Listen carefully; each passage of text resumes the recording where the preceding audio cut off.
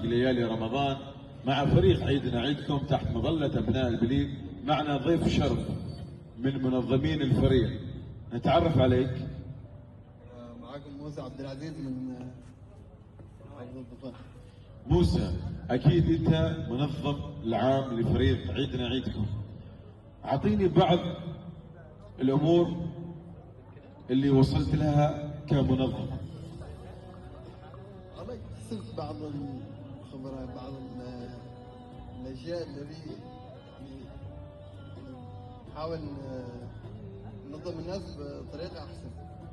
طبعا موسى، فريق عيدنا عيدكم معروف بالفعاليات، اذكر لي بعض الصعوبات اللي حصلتهن في فعاليات فريق عيدنا عيدكم.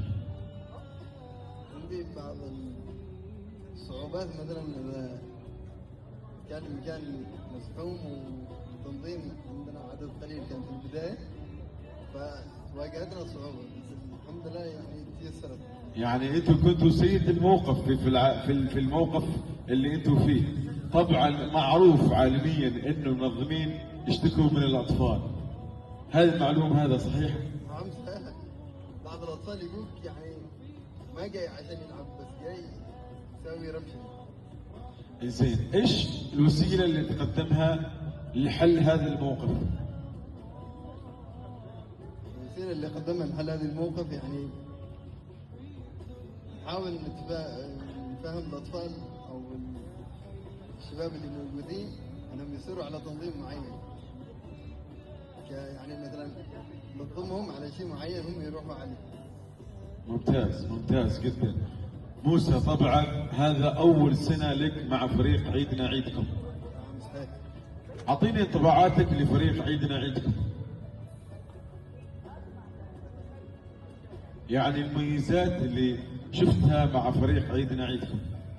لا كثير مميزات، احنا فريق عيدنا عيدكم فريق كنا شباب عمانيين وكنا متفاهمين، كثير مميزات يعني في انه نتفق في عدة اشياء وما يصير ان شاء الله بيننا خلاف.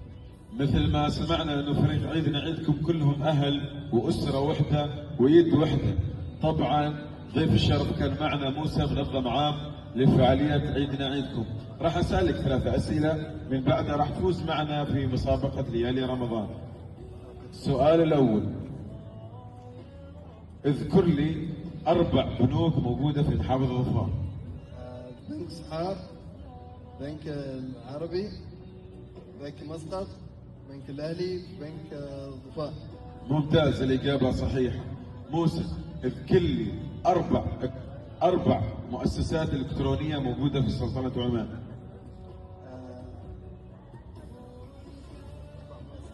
3 مؤسسات. شركة سامسونج.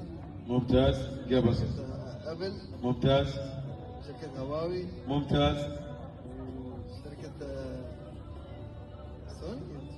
ممتاز، شركة سوني، والإجابة صحيحة. آخر سؤال، متى نزل القرآن؟ في أي شهر نزل القرآن؟ نزل القرآن في شهر الكريم، شهر رمضان، شهر الخير. الإجابة صحيحة. كلمة أخيرة تقولها لفريق عيدنا عيدكم. خليكم مثل ما أنتم إن شاء الله، من تقدم إلى تقدم، وإن شاء الله نكون في أعلى المراتب إن شاء الله. طبعا موسى، منظم العام لفريق عيدنا عيدكم، فزت معنا بكوبون حلا هوت مقدم من فريق عيدنا عيدكم، وتستاهل. شكرا، جزاكم الله خير.